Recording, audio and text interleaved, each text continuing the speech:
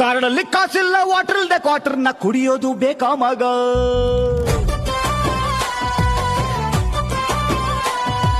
Night ಎಲ್ಲ tight ಆಗಿ ಮನೆಗೋದ್ರೆ ಹೆಂಡತಿ ಬಿಡ್ತಾಳ ಮಗ?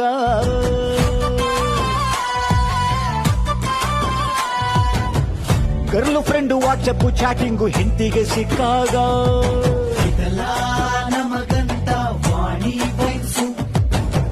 ಹೆಂಡತಿ ಒಡವೆ ಆಡ್ಬಿಟ್ಟು ಬಿಡ್ಸೋಕೆ ಆಗದೆ ಇದ್ದಾಗ ಇದೆಲ್ಲ ನಮಗಂತ ವಾಣಿ ವಯಸ್ಸು.